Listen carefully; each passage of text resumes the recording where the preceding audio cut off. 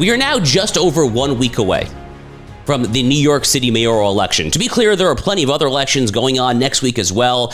The gubernatorial election in Virginia and New Jersey. We will have commentary on all of that later this week. But for present purposes, I want to hone in on ground zero, as the case may be, pun very much intended. I'm talking here about New York City. You may not care about New York City, but New York City still cares about you. I would very much prefer, for what it's worth, to not particularly care about New York City. I grew up in the New York area. I left when I was 18 years old. No offense, guys. If you're a New Yorker, no offense. Not for me. I'm not personally a big fan of New York City. I'm not a particularly big fan of the values, the stress, the way of life, a whole lot about it. But for better or for worse, New York City is still the most important city, culturally, economically, and on in these United States. Now, that is changing. That's a conversation perhaps for another day. There are all sorts of Sunbelt states here in South Florida, where I live, Texas, Arizona, all these other states that really are up and coming. But for now, in the year 2025, it is still the case that whether it is a Fortune 500 company metric, whether it's just a pure kind of arts and culture metric, New York City is still the king. How much longer will that last if Zohran Mamdani is elected mayor of New York City? So if you've been sleeping under a rock, Zohran Mamdani is the New York State Assemblyman who is now on the cusp of being elected mayor of New York City. He is leading in virtually every poll, and he is leading in virtually every poll by double-digit points. Just to give you just a brief snippet of some of the latest polling courtesy of the New York Times. A Victory Insights poll from October 22nd, 23rd has Mamdani up 18 points on Andrew Cuomo. Curtis Sliwa, the Republican, a distant third in pretty much all of these polls. Sliwa in that poll is polling at 16%. A Patriot polling poll from October 18th, 19th has Mamdani up 11. Gotham polling and analytics has Mamdani up 14. Beacon Research earlier this month has Mamdani up 24. Literally, no matter where you look, Zohran Mamdani is on the cusp of winning this election. He is younger than I am.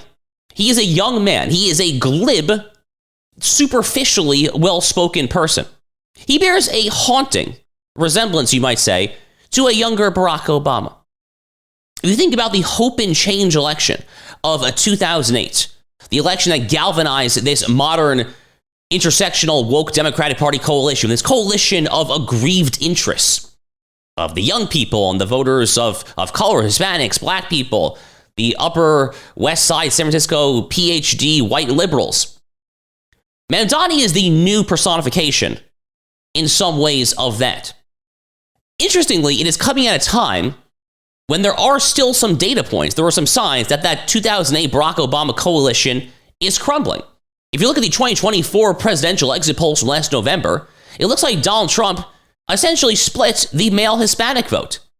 He made serious inroads in the female Hispanic vote and in the black vote more generally. The black vote's still a massively Democratic demographic when it comes to the voting, but still, he made serious inroads there.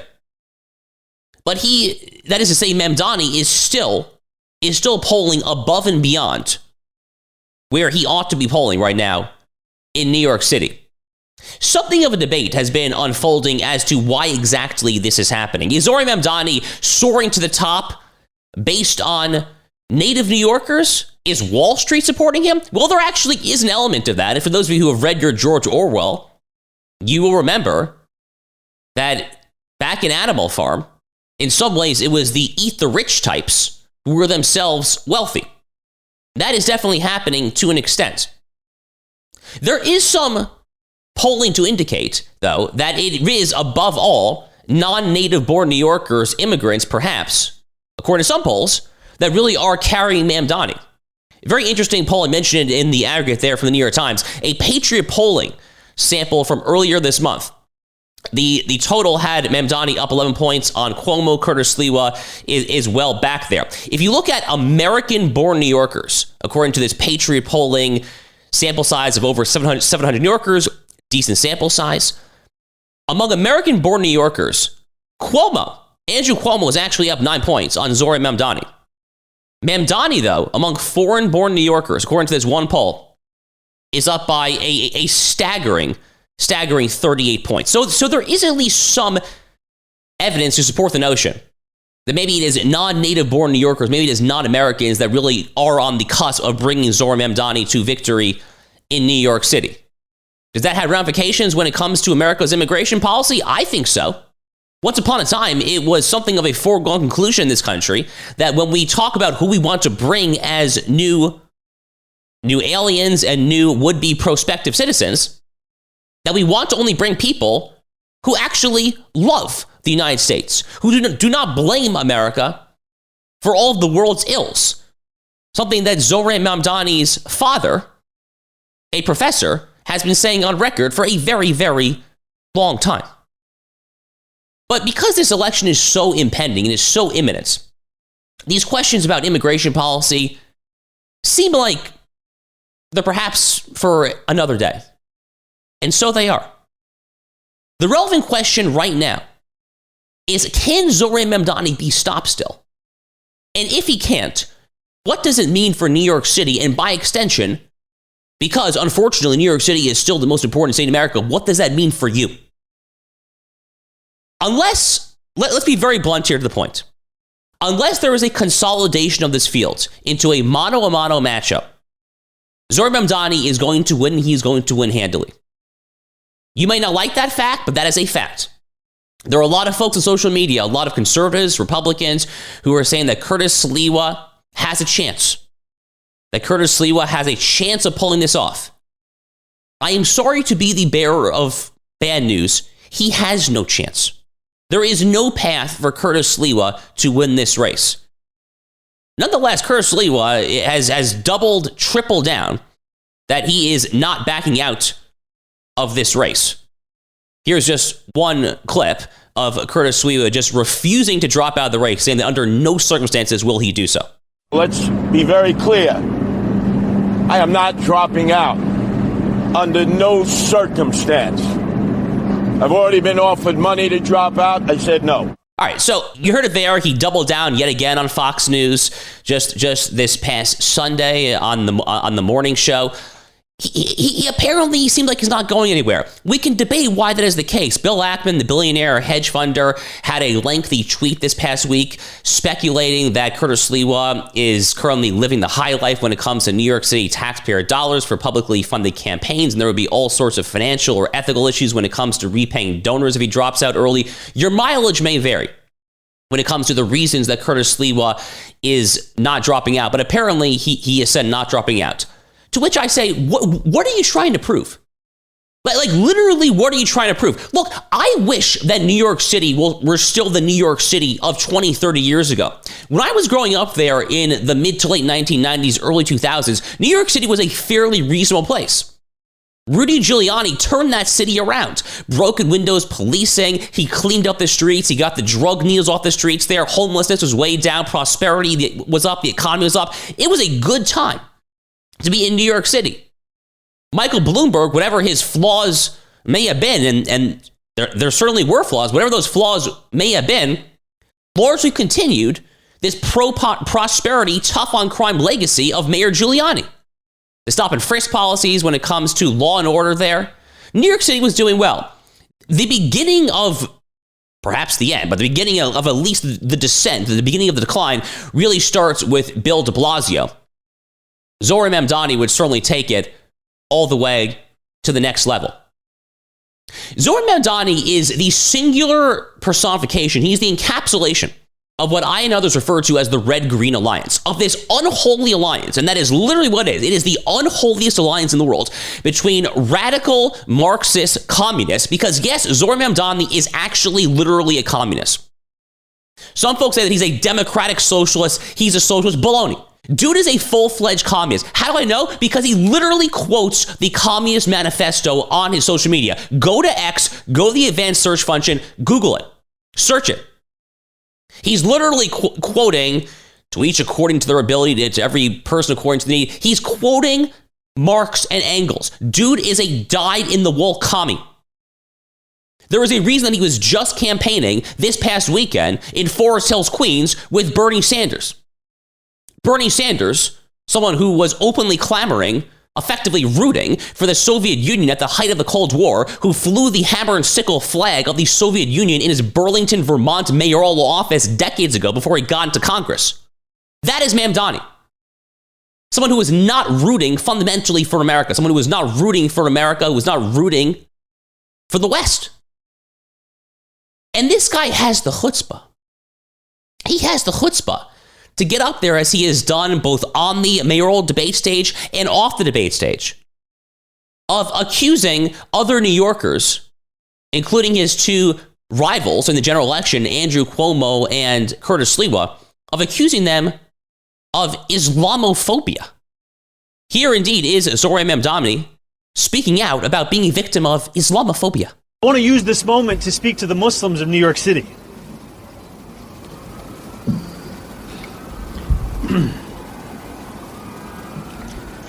I want to speak to the memory of my aunt.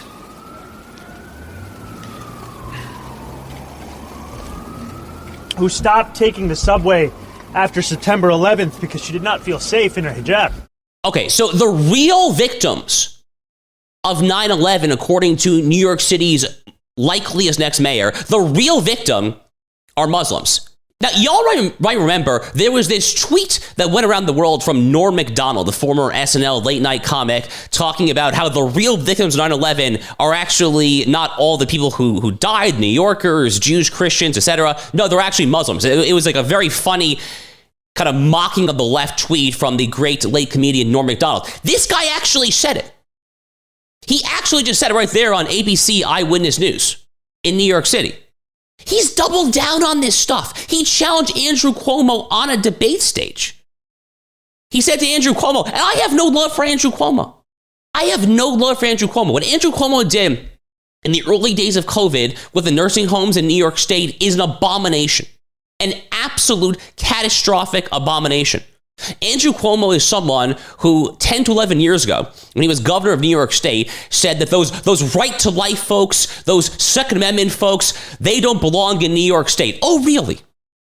Oh, really? Conservatives have no place in New York State, the birthplace of folks like Alexander Hamilton and John Jay, or at least the place where they rose to political prominence. Hamilton's from the West Indies, neither here nor there. So I have no love for Andrew Cuomo. But for Zohran Mamdani to get there on the debate stage and say to Andrew Cuomo, when is the last time you visited a mosque? A mosque. In the city of 9/11. This city where not that long ago, 15 years ago, there was a whole debate over the Ground Zero Mosque at Park 51. This is a raging debate well into the Obama administration. There was a national outcry over the fact that the Muslim community wanted to build a mosque within spitting distance of the worst Islamic terrorist attack in Western Hemisphere history, 9/11. That was a big controversy back in the day. And now Mamdani expects people to bow down and kiss the ring and acknowledge that they are inherently anti-Western civilizational, that they are colonizers because they are white, they're Christians, that they are not Islamophobes. I mean, this is basically just the virtue signaling from the summer of love of 2020, the post-George Floyd summer. You know, that stupid black box that people put in their Facebook profile photo to say that they were supportive of the Marxist movement known as Black Lives Matter. That same crap all over again is happening here with Zohran Mamdani. Again, here is just a little bit more from Zohran Mamdani, talking about how to be a Muslim in New York is actually to expect indignity. To be Muslim in New York is to expect indignity.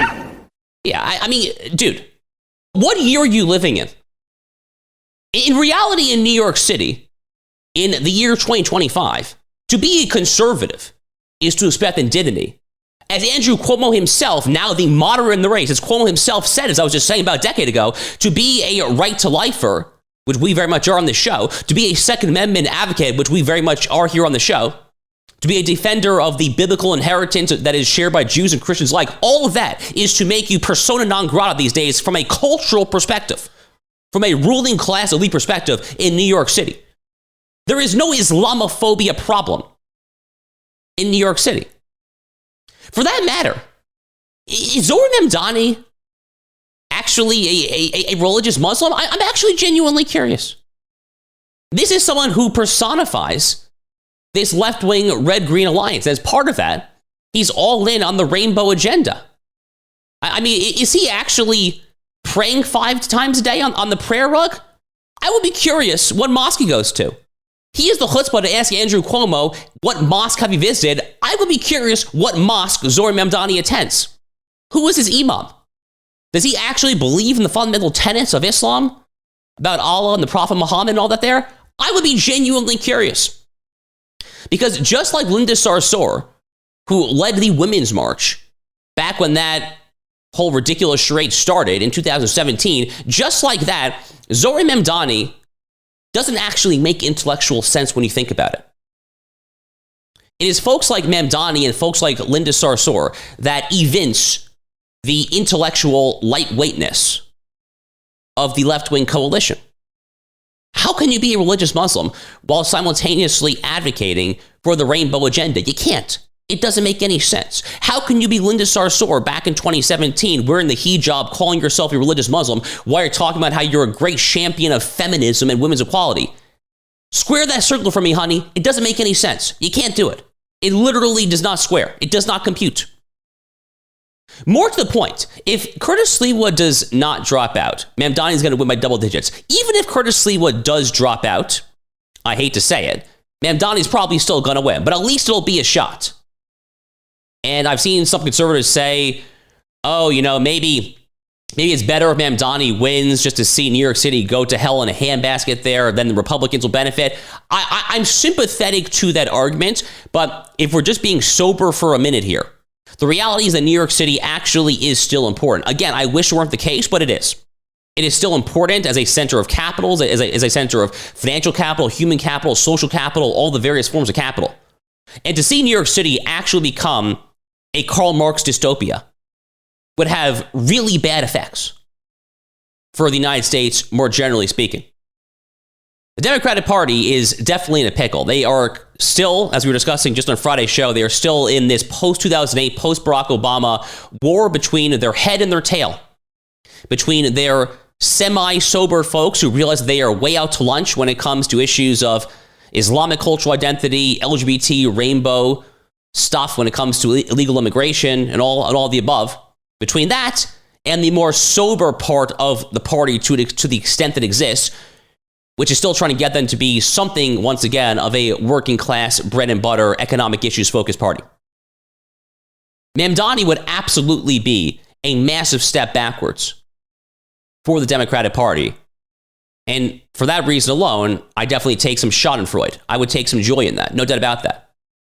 But as an American, as someone who believes that America functions best when there are two political parties that are not totally crazy, those old halcyon days you read about in your high school civics class of the Hamiltonian Federalist Party and the Madisonian Democratic Republicans from the America's first party system. Really something that was very much the case until recent decades, until the 1990s into the early 2000s. America functions better when there are two political parties that are not completely crazy. For that reason, above all, I hope that Curtis Leawood drops out of this race. And far be it from me to say that I have anything but bad feelings about Andrew Cuomo. But I do hope that Andrew Cuomo does prevail in that mano a mano. Other big news happening over the past week or two, very much continuing right through this week as well. A lot going on right in our own Caribbean, right in our own South America, in our own Western Hemisphere. President Trump escalating his war on international drug cartel scum, on international drug peddlers, on the various human trafficking rings, the cartels that go down through Mexico, down through Central America, past the Darien Gap, into Colombia and Venezuela. There are various forms that this war is taking. You've likely seen various video clips of the U.S. military, the U.S. Armed Forces, taking out one-off singular alleged drug smuggling boats. And sure enough, they have done that. Earlier today, it looks like U.S. Navy warships are showing up in Trinidad and Tobago, no doubt to crack down on international drug smuggling. Trump himself is somewhat saber-rattling when it comes to the Nicolas Maduro regime in Venezuela. Are they actually going to send troops into Venezuela? I'm not entirely sure that's going to happen. I'm not sure how the MAGA base, frankly, will react to that there. At the same time, Donald Trump in something of a war of words when it comes to the very far left president of Colombia, a country that was once upon a time in the not so distant past a core ally, an anchor of America, of the United States of America's South America geopolitical strategy. A country that in the post-Pablo Escobar, post-cocaine cowboys era really became a linchpin of American influence in South America. Well, the current president was elected by the drug cartels there. In this insane clip from last week online, seems to be calling effectively for Donald Trump's death. Donald Trump responding in kind, calling him a drug peddler. So what exactly is happening when it comes to the administration right now across Central America, the Caribbean, and all throughout South America? Well, a couple of interesting clips from the Sunday talk shows just yesterday debating the legality of President Trump's strikes when it comes to these one-off drug smuggling boats throughout the Caribbean. Let's go ahead and first watch Ruben Gallego on NBC's Meet the Press. The administration insists these strikes are consistent with international law. Do you agree with that? No, it's murder. It's very simple. If this president feels that they're doing something illegally, then he should be using the Coast Guard. If this is an act of war, then you use our military, and then you come and talk to us first. But this is murder. It's sanctioned murder that he is doing that. And it's very simple for someone like him to talk about killing people or doing something in the name of war. He's never actually served. He's never actually pulled a trigger. And it's very dangerous what he's doing, both to our international relations, to our friends down in South America, and to these men and women that have to make these calls for a president that has zero understanding about the responsibility someone has when it comes to having to make life and death decisions. It's disgusting what he's doing. Disgusting what he's doing. It's effectively murder. One shudders to think what Ruben Gallego would have thought of the carpet bombing of Dresden, Germany, Hiroshima, Nagasaki. I digress. Hold that thought just for a minute there. For the other side, here is Lindsey Graham of South Carolina on CBS's Face the Nation. The theory that President Trump's doing something here illegally, dealing with a country that's run by an indicted drug dealer, is the same as Panama. There's a better case to go into Venezuela than there was Panama. There's a better case to deal with Colombia than there was Grenada. Yeah, I've been doing this all of my adult life. I have all the confidence in the world that President Trump has the legal authority, but more importantly, he's doing the right thing. More Americans have died from cocaine and fentanyl poisoning than any terrorist group in the world. And he's right. He's absolutely right about that. Fentanyl overdose deaths in the United States of America, as recently as 2 years ago, 2023, were well over 100,000. The total drug overdose deaths, to be clear, most of them were fentanyl induced. Roughly 70+ thousand of that 100+ thousand overdose deaths attributable to fentanyl. Just to set a baseline for you, after the 1980s prolonged Just Say No Nancy Reagan campaign, the whole This Is Your Brain on Drugs, a very effective public information campaign against illicit drug use and drug overdoses back then, at the end of the George H.W. Bush presidency and the beginning of the Clinton presidency in 1992, annual drug overdose deaths in America were between 5,000 and 6,000. Literally, as I just said, in 2023, 2 years ago, that number was almost 110,000. Fentanyl is chemical warfare by any other name in these United States. Now, is it true that when the word war, to put on our legal cap second, when the word war is used in the United States Constitution, did they think about fentanyl? Did they think about drugs more generally? Well, not necessarily. But it's also the case that when they wrote about arms in the Second Amendment, they weren't thinking about semi-automatic rifles. They were thinking about muskets. We know that's not how constitutional interpretation works. That's not how legal debate works. To argue that you only have a Second Amendment right to a musket is something so ludicrous and idiotic that you wouldn't even see Ketanji Brown Jackson argue it. To argue that you only have a Fourth Amendment constitutional right against unreasonable searches and seizures when it comes to your physical home and your physical letters and notepads, but not to your iPhone or your computer, is also similarly so stupid. That's not how legal debate works. You take the concept, then you try to apply it to the present. But I want to go back to that Ruben Gallego clip. Donald Trump is committing murder by any other name.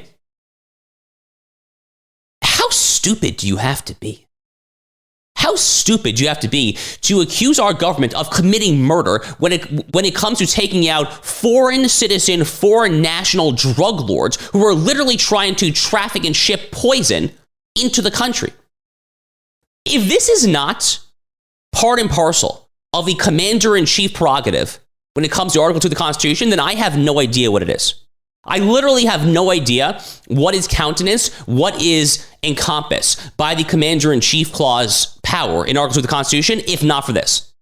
If not to engage in prophylactic, targeted, one-off, defensive, strategic strikes to protect American citizens from chemical warfare from international drug cartel rings.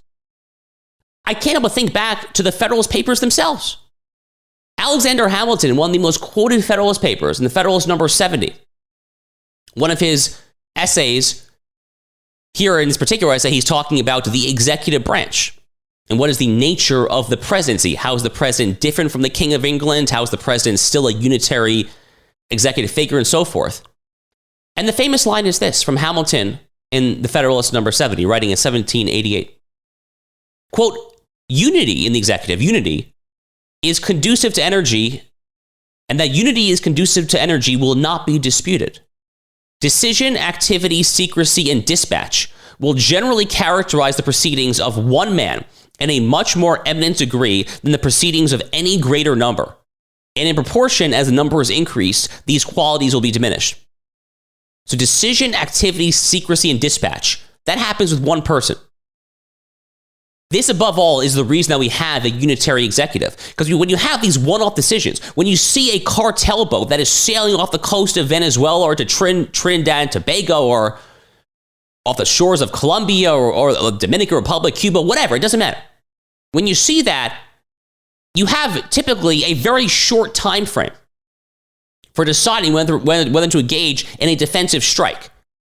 The notion that you have to go seek a formal declaration of war for Congress to do what? To declare war on the Sinaloa cartel? I mean, are you looking for that? For what it's worth, the authorization for the use of military force passed for Afghanistan after 2001 and Iraq after 2003 had a very long shelf life. So there is something to be said for the fact that maybe it would behoove Congress to pass a statute essentially authorize military force against drug cartels. That could have a long shelf life too. Probably not a bad idea, frankly, to Senate Majority Leader Thune and to Speaker Mike Johnson, but it's not necessary. And Trump is fundamentally correct that he does not need to seek congressional authorization. These are defensive measures. They're defensive measures, not trying to start wars, but trying to prevent chemical warfare against the American people. More generally speaking, this notion that American foreign policy and the president's executive actions in our own hemisphere, in the Western hemisphere, are going to be the tip of the spear, the leading edge of American foreign policy, has a very, very, very long history in this country. The Monroe Doctrine, named after President James Monroe from the early 19th century. The Monroe Doctrine established, wrote Congressman Mike Kelly of Pennsylvania in an op-ed for Newsweek fairly recently. The Monroe Doctrine established that a foreign state's intervention in the political affairs of the Americas was potentially a hostile act against the United States. So the Monroe Doctrine asserted that the United States is going to be most vigilant, most on guard for foreign hostile incursions in our own hemisphere. Makes a lot of sense when you think about it. There actually was then an update in the early 1900s. President Teddy Roosevelt updated the Monroe Doctrine, what he referred to as the Roosevelt Corollary. And once again, writes Congressman Mike Kelly for Newsweek, under this policy, the United States could directly intervene in the internal affairs of Latin American countries if they did not do enough to prevent outside aggression. Think about Venezuela just for a second there. If you take the Roosevelt Corollary and the Monroe Doctrine seriously, you might well conclude, I'm not suggesting this, I'm not arguing this, but you might conclude that if the Maduro socialist government in Venezuela, which is largely a puppet of the Chinese Communist Party, predominantly, and then also the Iranian regime, Hezbollah, and so forth as well, but mostly just Chinese, if you accept the premise that the Roosevelt corollary is correct, and the United States can intervene in the internal affairs if Latin American countries are not preventing hostile, anti-American, anti-Western Hemisphere outside influence, then you actually would conclude that the president would potentially be on sound grounds for directly intervening. I'm not proposing that. I don't think it's necessary. But he would be on fairly strong grounds for doing so. I've seen all sorts of criticisms of the president on this, though. Some folks on the libertarian, quote-unquote, right. Of course, predictable, many folks on the left. What do you want the president to be doing? Do you want him to literally just watch these drug boats sailing across the Caribbean and then run to Congress and say, pass a declaration of war to take out a stupid little dinghy that's fleeing the coast of some random Caribbean country? Are you kidding me? As if that's how it works? As if that is what Hamilton's talking about in the Federalist 70, about secrecy and dispatch and quick decision-making? By the way, the Declaration of War Clause does not even mean what the libertarians and the leftists say it means. At all. What it actually means, the president has the constitutional authority under the Commander-in-Chief Clause to initiate hostilities against a foreign hostile actor. The Declare War Clause comes in, where Congress then acts responsively to the president's having initiated hostilities, declares that we are indeed in a formal state of war, like literally declares it, and then that triggers all sorts of various economic implications, diplomatic implications, international law implications. That's the actual Declare War Clause meaning. For the folks on the libertarian right and the left who have an objection to a runaway president when it comes to the power to make and declare and wage war, the actual congressional check is the power of the purse, the ultimate check that Congress has in its arsenal. Congress can always defund anything it doesn't want to, period, full stop, end of story. In fact, that's actually how the Vietnam War wound down, is Congress defunded that war effort. So a lot of folks who frankly just have no idea what the heck they're talking about, but day ending in Y, I suppose. Meanwhile, speaking of President Trump, he's off in Asia. He's meeting tomorrow with the brand new, literally hot off the press just last week, sworn in new Prime Minister of Japan, Sanae Takaichi. She is the first female Prime Minister of Japan. Japan, a country that I have long had a soft spot for. I've actually been to Japan twice. I have a lot of admiration for the Japanese people and Japanese society and Japanese culture. Japan, which really has emerged as one of the leading allies for the United States in the 21st century when it comes to our broader Indo-Pacific strategy, something that you might probably wouldn't not have expected going back to the 1940s, 1950s, the early aftermath of the horrific atrocities there in that particular part of the world in World War II.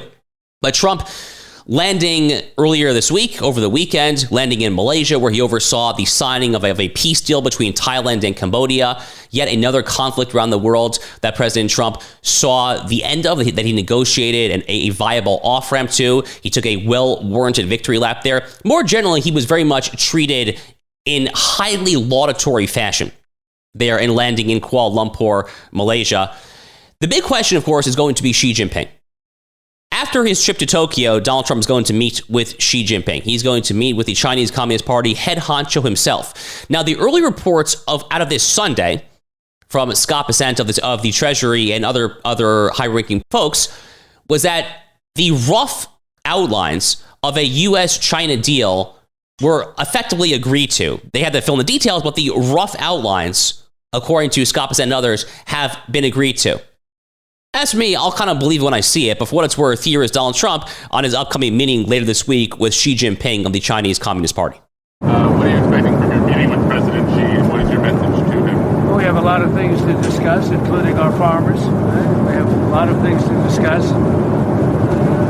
The various trade deals that have been made in the past, and some broken, some not broken, but we've got many things. I think it's going to turn out to be a very good meeting. Do they need to make concessions to get a deal? Are you willing to pause tariffs? Sure, they have to make concessions. I guess we would too. We're at 157% tariff for them. I don't think that's sustainable for them, and they want to get that down, and we want certain things from them. I think it'll be very good. The key thing to remember when it comes to U.S.-China relations, when it comes to Donald Trump sitting down to negotiate with Xi Jinping face-to-face, mano-mano, the key thing to remember is this. Yes, communist China is the world's second largest economy from GDP based on objective metrics, statistics, etc. But we also know, courtesy of Mark Twain, that there are three things in life. There are lies, damn lies, and statistics. And the mere notion that China has the second largest GDP in the world doesn't actually say a whole lot. What it says is that there are a lot of people in China. And yes, the various post-Deng Xiaoping economic liberalization reforms have done some things when it comes to economic investment and so forth. But China has some massive structural deficiencies. The real estate market is a bubble that is on the precipice of crashing virtually any day. GDP growth, if you look on a longer 5-10-year trend, has been slowing down. The demographic crisis in China is genuinely acute. All those years of the horrific, the barbarism, the atrocities of the Communist Party's enforced one-child policy, the forced abortions, the forced sterilizations, the forced vasectomies, all of the above. All of those chickens are indeed coming home to roost.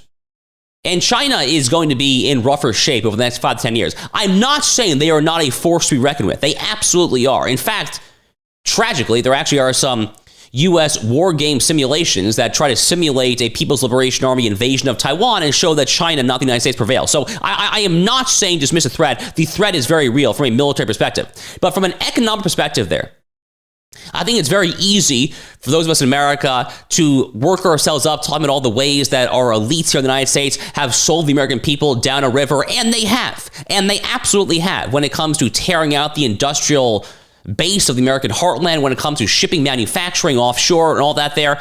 But fundamentally, from a structural perspective, when it comes to financial capital, when it comes to human capital, social capital, all of the ways that not just a statistical, micro numerical economy is measured, but more generally the health of a society is measured, kind of zooming out and focusing on a more holistic picture, the United States is in much better shape than China. Therefore, the United States holds a lot more leverage in these negotiations. And Donald Trump should remember that when he sits down with Xi Jinping, is that he really is holding the cards here. I don't really know what to predict here. I'm not sure, frankly, if I have much of a prediction.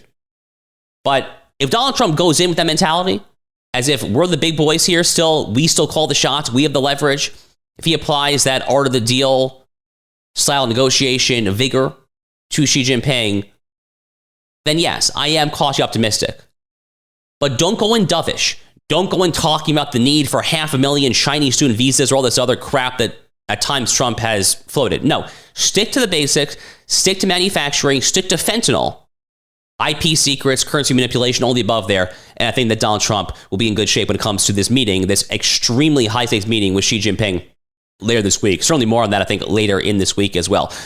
Finally, speaking of the left melting down, as we discussed when it comes to the drug smuggling boats in the Caribbean, when it comes to them melting down over Donald Trump in Asia there, have you seen the meltdowns over the White House East Wing? I literally I can't get over this story. You know, there are some things that you look at and you just say, why is this a thing? Like, literally, why are people talking about this? It's just astonishing. But here is David Ignatius talking on MSNBC's Morning Joe program about how the destruction of the East Wing has really upset a lot of people. So, Joe, this is the presidency as wrecking ball. I think that's one reason that destruction of the East Wing has really upset people in a way that even Trump's most outrageous other actions haven't. Peggy Noonan is a very balanced, sensible person, but she was anguished by what she was seeing. And I think it comes down to the sense that we all have, we've been to the White House or certainly seen photographs of it, and we think of it as the people's house.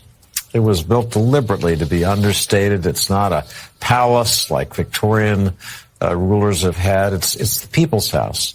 And Donald Trump has turned it into his own personal property, or at least he behaves that way. His own personal property. Well, last I checked, Donald Trump lives there. As in, like, he literally lives there. Like, he washes his face, he brushes his teeth there, he goes to sleep there with his wife. Like, it's literally his home. As every president has called that beautiful building home for over 2 centuries now. Donald Trump is building a big ballroom in the White House. You would like to think that the president's residence would have a big ballroom for regaling, for entertaining foreign heads of state there. Kind of makes sense, doesn't it there? If anything, the American people should be grateful to Donald Trump for doing this there. But above all, I just cannot believe the attention that this story has been getting from the whole New York Times, MSNBC crowd. As if y'all don't have bigger things to worry about. As if we don't have a fentanyl overdose crisis still. As if we don't have a revanchist, hegemonic Chinese Communist Party. As if we don't have all sorts of concerns when it comes to inflation and wages and all the above. Unbelievable. It really does make you think that Donald Trump could actually just eat a piece of stale cheese. He could fart in an offensive way, and they would literally herald this as the imminent arrival of the 1930s jackboots. It's unbelievable. It is Trump derangement syndrome personified. I cannot believe this is a story. And if you are even inclined for a second to believe the insane melodrama on this there, do me a favor. Go outside, read a book, touch some grass, love your wife or your husband, love your children, and just touch base with reality. Because if you are so offended by the president building a ballroom in the White House, you have officially lost touch with reality. Make sure, once again, folks, to like and subscribe to our show if you are not already doing so. But I'm Josh Hammer, and we will see you right back here tomorrow. The Josh Hammer Show is a member of the Trust Project.